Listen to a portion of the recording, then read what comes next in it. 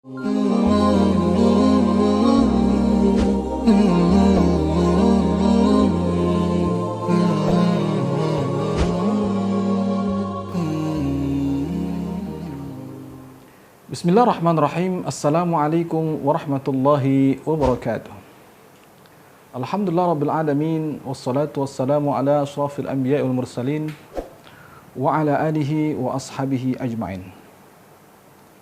Pemirsa Rodoh TV yang dimuliakan oleh Allah Subhanahu wa taala. Mari kita bersyukur kepada Allah Subhanahu wa taala atas limpahan karunia yang diberikan oleh Allah kepada kita semua.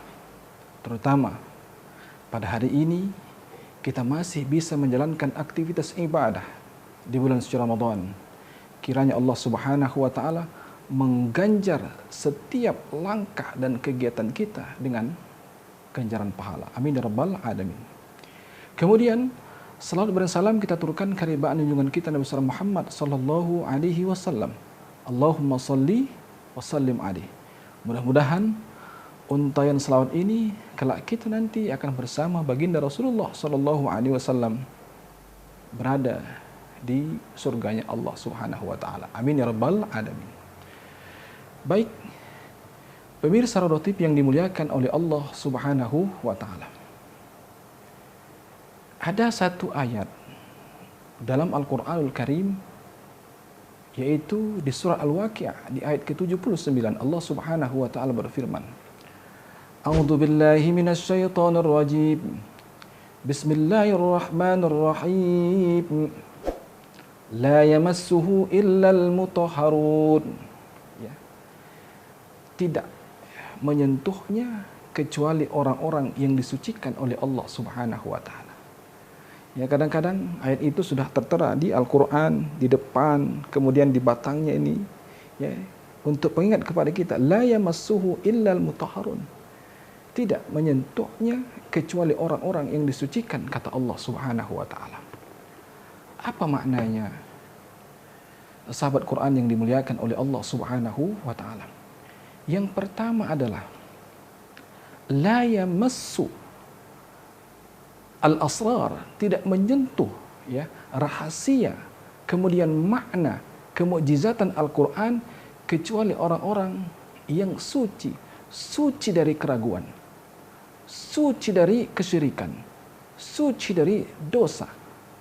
Ada begitu banyak orang hari ini yang paham membaca Al-Quranul Karim, tapi ketika dirinya belum suci dari keraguan, suci dari kemaksiatan, maka dia tidak bisa menyentuh makna Al-Quran, menyentuh hikmah Al-Quran, menyentuh rahasia-rahasia Al-Quran yang paling dalam sekalipun.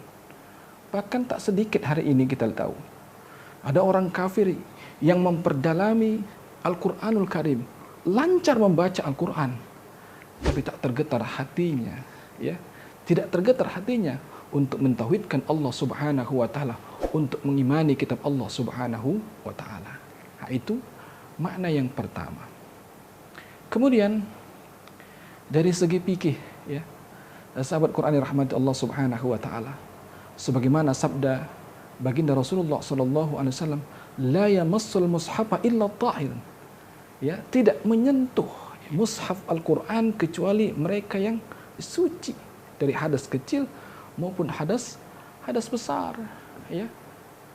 Maka demikian, ya, ini tak bisa kita sentuh kecuali kita dalam keadaan suci, ya. Kemudian disebutkan dalam kitab I'anah itu, wa ma kutiba, ya, lidarsin, ya, yang ditulis untuk dipelajari. Apapun daripada ayat Al-Qur'anul Karim, kalau tujuannya untuk dipelajari, maka kita mesti harus bersuci, menyentuh Al-Qur'an, suci dalam keadaan suci. Haram hukumnya kalau kita menyentuhnya dalam keadaan berhadas, ya. Jadi kalau ada misalnya, ya, tamimah itu adalah warakah, ada kertas yang dituliskan di atasnya ayat-ayat, ya. Kalau tujuannya litabaruk, untuk meminta keberkahan, ya, daripada ayat-ayat Allah Subhanahu wa taala ini tujuannya, maka boleh menyentuhnya. Tapi kalau tujuannya, ya, ada secari kertas yang dituliskan ayat-ayat Allah Subhanahu wa taala tujuannya untuk mempelajari, niatnya untuk belajar, maka haram hukumnya kita menyentuhnya dalam keadaan ya tanpa bersuci. Maka harus bersuci. Mata uang, kain yang dituliskan di sana ayat-ayat Allah Subhanahu wa taala, litabarruk, ya, minta keberkahan, maka boleh disentuh. Tapi kalau tujuannya untuk mempelajarinya, maka harus menyentuhnya dengan cara berwudu. Sahabat Quran yang dimuliakan oleh Allah Subhanahu wa taala. Belum lagi kalau kita lihat disebutkan dalam walau ba'du ayat, ya. Ba'du sebagian ayat. Bahkan dijelaskan dalam kitab itu ba'du ayat, sebagian ayat. Yang dimaksud dengan ba'du ayat jumlatun mufidatun adalah jumlah yang sempurna, yang berfaedah. Jadi kalau ada potongan ya kertas yang dituliskan di atasnya misalnya fi saja, huruf fi, berarti menyentuhnya boleh tanpa wudu. Tapi kalau dituliskan di atasnya fi lailatul qadar, sudah jumlatun mufidah, maka haram hukumnya kita menyentuhnya kalau kita dalam keadaan berhadas. Bahkan kul saja, kul itu jumlatun mufidah. Kul saja sudah jumlatun mufidah. Maka ketika kita menyentuhnya harus berwudu. Demikian adab kita kepada kitab Allah Subhanahu wa taala. Hari ini kemajuan sudah meningkat, sahabat Quran yang rahmati Allah Subhanahu wa taala. Di masjid-masjid pintunya sudah besar-besar sekali. Sudah terukir kaligrafi terukir. Maka itu juga demikian. Ketika kita hendak menyentuhnya harus dalam keadaan bersuci. Ya, suci dari hadas, ya. Tapi kalau sisi-sisi yang kosong yang tidak tersentuh oleh kaligrafi, fala ba'sa bihi, fala haraja, tidak mengapa. Ini luar biasa. Sahabat Quran yang dimuliakan oleh Allah Subhanahu wa taala. Bagaimana dengan membawa mushaf Al-Qur'an ini? Maka di sana ada beberapa hal, ya. Syekh Al-Malimbari mengatakan, jadi ketika membawanya tidak sengaja, bagaimana hukumnya, ya? Yang pertama kalau kita lihat, ya, halal tanpa bersuci. Idza qusidal mata'u wahdah. Jadi kalau niatnya kita membawa barang selain Al-Qur'an, ya, tanpa Al-Qur'an, maka halal membawanya. Atau dimutlakkan saja. Kita ingin membawa sesuatu, misalnya ada kantongan, kita bawa begitu saja. Tak kita niatkan untuk membawa Al-Qur'an, boleh, ya, tanpa berwudu. Nah, itu Syekh Al-Malimbari mengatakan demikian. Maka hukumnya menjadi haram kalau apa?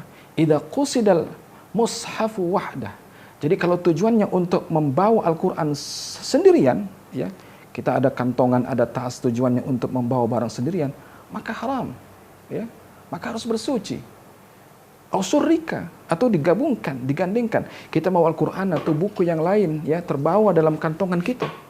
Maka syurrika namanya. Maka demikian harus kita dalam keadaan bersuci. Haram hukumnya menyentuhnya tanpa bersuci. Sampai demikian sahabat Quran yang dimuliakan oleh Allah Subhanahu wa taala. Lain lagi nanti pendapat yang dikemukakan oleh Ibnu Hajar Al-Haythami, halal, ya, tanpa bersuci apa? Idza qusidal mata'u wahdah. Jadi kalaulah niatnya hanya untuk membawa barang saja sendirian, maka halal tanpa bersuci. Tapi kalau tujuannya hanya untuk membawa Al-Qur'an sendirian dalam tas, dalam kantongan, atau digabungkan dengan yang lainnya, atau dimutlakkan, maka haram hukumnya membawanya kecuali dalam keadaan bersuci. Subhanallah, sahabat Quran yang dimuliakan oleh Allah Subhanahu wa taala. Nah, demikianlah, ya, sedikit dari satu ayat yang disampaikan oleh Allah Subhanahu wa taala, la yamassuhu illal mutahharun, dan ini kajiannya sangat mendalam sekali kalau kita buka dalam kitab I'anatut Talibin. Ini saja yang bisa saya sampaikan. Mudah-mudahan ada manfaatnya. Insyaallah Ramadan yang akan datang kita akan dipertemukan oleh Allah Subhanahu wa taala dengan gemar mendekap Al-Qur'an di tangan kita. Kita baca dengan penuh keyakinan dan senang hati. Billahi taufiq wal hidayah. Assalamualaikum warahmatullahi wabarakatuh.